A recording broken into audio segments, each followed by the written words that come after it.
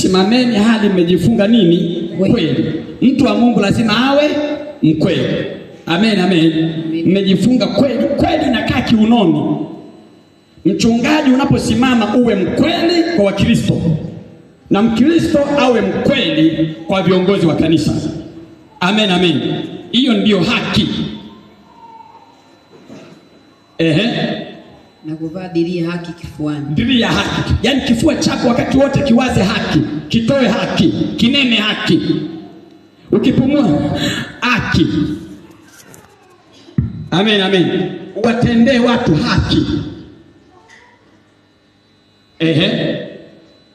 Na kufungiwa miguu ya utayari tupatao kwa injili ya amani. Miguu ya utayari tupatao kwa injili ya nini? Ya amani.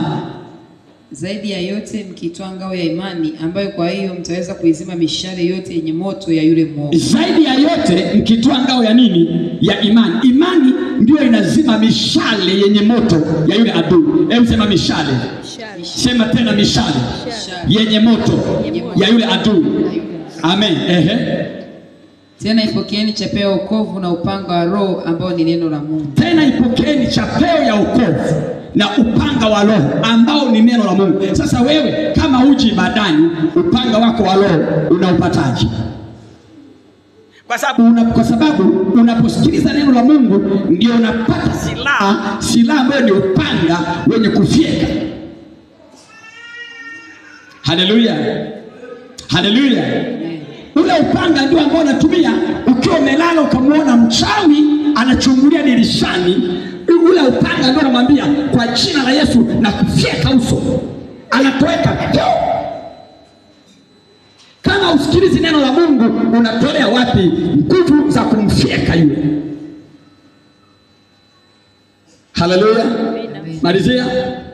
Kwa sala zote na maombi mkisali kila wakati katika roho. Kwa sala zote na nini? Na maombi mkisali katika mwili, katika roho. Katika roho. Mkikesha kwa jambo hilo na kudumu katika kuombea watakatifu. Mkikesha kwa jambo hilo na kudumu katika kuombea nani? Watakatifu. Hebu sema ibada katika roho. Sema ibada katika roho.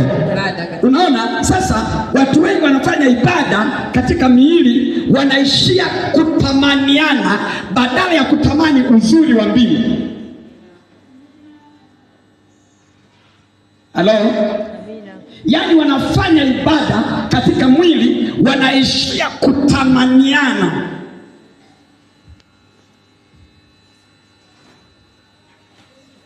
Na pale ndipo yanaibuka sasa malumbano, manunguniko, masengenya, uchawi. Unashangaji wanalogana kwa sababu ya mambo ya kijingajinga, lakini Mungu hakuwaitia hayo. Mungu ametuita katika injili ya amani. Hebu sema injili ya amani kwa watu wote.